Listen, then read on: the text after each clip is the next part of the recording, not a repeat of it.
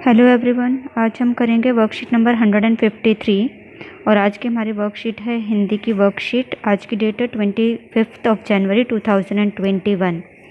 आज की हमारी वर्कशीट न्यू चैप्टर पर स्टार्ट की गई है। हम लोगों ने पहले पिछला जो चैप्टर था वो कंप्लीट कर लिया था। अब हमारी न्यू चैप्टर स्टार्ट किया गया है, चावल की रोटियाँ। उससे पहले आप सभी को पता होगा कि कल रिपब्लिक डे है, उसके बारे में थोड़ी सी इन्फॉर्मेशन हमें यहाँ पर दी गई है। बाकी आप अपने घर पर अपने फैमिली मेम्बर्स के साथ डिस्कस कर लेंगे इसके बारे में और अपने टीचर के साथ ऑनलाइन क्लास में डिस्कस कर लेंगे। नमस्ते प्यारे बच्चों, आशा है आप सब स्वस्थ होंगे। क्या आप जानते हैं कि कल कौन सा दिन है? जी हाँ, कल है देश का राष्ट्रीय त्यौहार गणतंत्र दिवस। अब गणतंत्र दिवस के बारे में यहाँ पर एक शॉर्ट नोट दिया गया है। गणतंत्र दिवस भारत का एक राष्ट्रीय पर्व है जो प्रतिवर्ष 26 जनवरी के दिन मनाया जाता है। सन 1950 में इसी दिन हमारे देश में अपना संविधान लागू किया गया था, जिसका निर्माण डॉक्टर भीमराव अंबेडकर जी की अध्यक्षता में किया गया था। यह पर्व पूरे देश में हर्षोल्लास के साथ मनाया जाता है। राजधानी दिल्ली में इंडिया गेट पर माननीय राष्ट्रपति के द्वारा ध्वजारोहण किया जाता है। सैन्य टुकड़ियों की परेड और भव्य झांकियाँ एक अलग ही समा बांध देती हैं। बच्चों, आप सब भी कल अपने परिवार के सदस्यों के साथ गणतंत्र दिवस की परेड टेलीविज़न पर ज़रूर देखना। ओके क्लास, ये हमारा एक शॉर्ट इंट्रोडक्शन था गणतंत्र दिवस के बारे में। आगे अब हम अपनी वर्कशीट पर आते हैं। आइए अब कोको की कहानी पढ़ते हैं। कोको एक लड़का है जिसे चावल की रोटियां खाना बहुत पसंद था। एक दिन जब कोको की मम्मी ने उसके लिए चावल की रोटियां बनाकर रखी तो कोको उन्हें अकेले ही खाना चाहता था। क्या कोको उन सारी रोटियों को अकेले ही खा सका? यह जानने के लिए अपनी किताब में से पाठ 11 चावल की रोटियां को बोलकर पढ़िए। यानी कि आपको ये चैप्टर पढ़ना है, उसके बारे में आपको ये पता चलेगा कि चावल की रोटियां क्या उस लड़के कोको को खाने को मिली या नहीं मिली। बहुत ही ज़्यादा इंटरेस्टिंग चैप्टर है, नरेशन बेस्ड है और कई बार हमारे साथ भी ऐसा ही होता है, तो हमारी डेली लाइफ से रिलेट करता हुआ चैप्टर दिया गया है। प्रश्न 1, आइए नीचे दी गई पंक्तियों को एक बार पूरा करते हैं और इन पंक्तियों को बोलकर पढ़ते हैं। जब आप इस फिल इन द ब्लैंक्स वाले बॉक्स को कंप्लीट कर लेंगे तो आपको एक बेसिक आइडिया आ जाएगा कि इस चैप्टर में दिया क्या गया है। स्टार्ट करते हैं। कोको की माँ ने कोको के लिए नाश्ते में चावल की रोटियां बनाई। तो यहाँ पर क्या आएगा? रोटियां बनाई।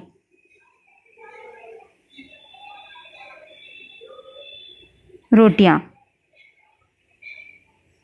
वह अपनी मनपसंद रोटियां किसी के साथ बांटना नहीं चाहता था, इसलिए जब उसका दोस्त निनी, सबसे पहले जो चैप्टर में उसकी दोस्त आई थी वो थी निनी, जब उसकी दोस्त निनी उसके घर आया तो उसने झट से किसको? चावल की रोटियों को कहाँ छिपा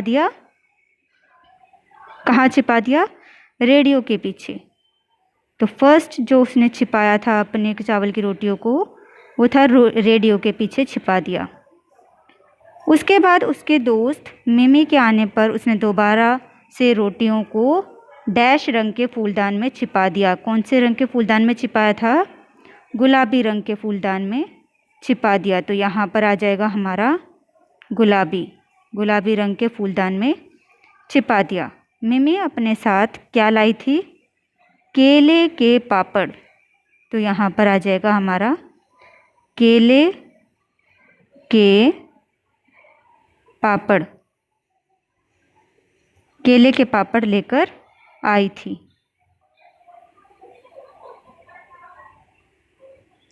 उसका एक और दोस्त तिनसु। कौन? तिनसु। तीसरा दोस्त भी वहीं पर आ गया था, तो उसका नाम था तिनसु। मिमी और तिनसु ने केले के पापड़ खाए और चाय पी। इतने में दुकान के मैनेजर उबातुन डैश रंग का फूलदान बदलने के लिए लाया।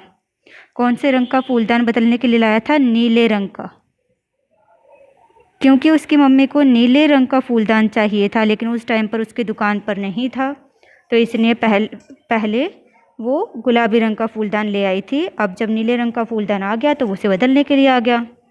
अच्छा, अगर आपको याद होगा तो उसने चावल की रोटियां कहाँ छिपाई थी? फूलदान में, और वो आ गया फूलदान बदलने के लिए ही। तो अब जो उसकी चावल की रोटियां थी फूलदान के साथ दुकान वाले मैनेजर के साथ ही चली गई। इतनी कोशिश करने के बाद भी कोको को अंत में अपनी चावल की रोटियों से हाथ धोना पड़ा। तो बहुत ही ज़्यादा इंटरेस्टिंग स्टोरी है, एक बार आप पढ़ेंगे तो आपको भी बहुत मज़ा आएगा। चलिए नेक्स्ट आगे चलते हैं। आइए अब पाठ में आए इन शब्दों पर ध्यान देते हैं। धान और पंछी। इन शब्दों के स्थान पर हम कुछ अन्य शब्दों का प्रयोग भी कर सकते हैं, जैसे धान के लिए चावल और पंछी के लिए पक्षी। ऐसा इसलिए है क्योंकि इन शब्दों का अर्थ समान है। अर्थ समान है यानी कि वर्ड्स अलग अलग है लेकिन मीनिंग सेम है। तो ऐसे शब्द जिनका अर्थ समान होता है लेकिन शब्द अलग अलग होते हैं वो होते हैं पर्यायवाची शब्द। तो एक समान अर्थ वाले शब्द समानार्थी शब्द या फिर पर्यायवाची शब्द कहलाते हैं। अब हमें पर्यायवाची शब्द के ऊपर एक क्वेश्चन दिया गया है। क्वेश्चन नंबर 2, हमें दो पर्यायवाची लिखने हैं। पहला है वृक्ष। वृक्ष के लिए लिखा है हमने पेड़ और तरु। सूर्य, सूरज, दिनकर, दिवाकर आप लिख सकते हैं। शेर के लिए सिंह भी लिख सकते हैं आप। वनराज, मृगराज। अब आता है हमारा नेक्स्ट प्रश्न 3। प्रश्न 3, गणतंत्र दिवस पर एक अनुच्छेद लिखिए। यह अनुच्छेद आप अपने अभ्यास पुस्तिका के प्रश्न नंबर 159 पर लिख सकते हैं। तो ये हो गया हमारा। मैं यहाँ पर आपको दिखा देती हूँ, मैंने एक लिखा है गणतंत्र दिवस पर, आप भी ऐसे ही लिख सकते हैं। प्रत्येक वर्ष 26 जनवरी के दिन भारत का गणतंत्र दिवस मनाया जाता है। 26 जनवरी 1950 को भारत का संविधान पूर्ण रूप से लागू हो गया था। भारत का संविधान विश्व का सबसे बड़ा लिखित संविधान है। 26 जनवरी के दिन ही भारत को गणराज्य का सर्वोत्तम दर्जा प्राप्त हुआ। 26 जनवरी के दिन दिल्ली में इंडिया गेट से राष्ट्रपति भवन तक परेड निकाली जाती है। इस परेड में भारत की थल सेना, वायुसेना और नौसेना भाग लेते हैं।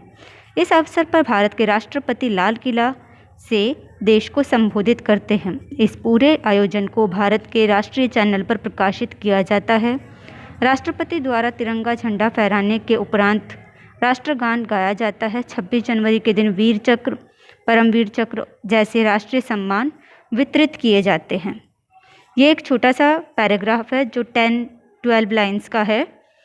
आप ये अनुच्छेद अपनी नोटबुक में लिख सकते हैं। वापस आते हैं अपनी वर्कशीट पर। वर्कशीट में आगे हमें दिया गया है पर्यायवाची शब्दों के और अधिक अभ्यास के लिए अपनी अभ्यास पुस्तिका के पृष्ठ संख्या 8 को कीजिए। तो हमने यहाँ पर ये है हमारी पृष्ठ संख्या 8 और इसमें हमने पर्यायवाची शब्द फिल किए हैं जो जैसे कि हमें यहाँ पर दिखाए गए हैं। तो स्टार्ट करते हैं हम। फर्स्ट है रात। रात का रात्रि, निशा, निशा और रात्रि। जंगल का वन, कानन, वन, कानन। राजा का नृप, नरेश, नृप, नरेश। महिला, नारी, इन दोनों का हो गया औरत, तो महिला यहाँ से और नारी यहाँ से।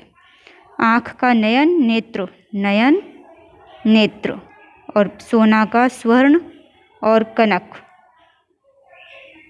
स्वर्ण और कनक।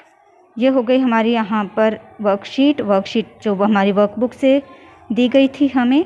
आगे हम वापस आते हैं अपनी वर्कशीट पर। वर्कशीट में आगे पेरेंट्स के लिए सुझाव है कि बच्चों के साथ गणतंत्र दिवस की परेड की विशेषताओं पर चर्चा कीजिए। यदि संभव हो तो टेलीविज़न या किसी अन्य माध्यम के द्वारा बच्चों को गणतंत्र दिवस की परेड दिखाएं और कार्यक्रम के समापन के पश्चात पूरे कार्यक्रम का विवरण अपनी कॉपी में लिखने के लिए प्रेरित कीजिए।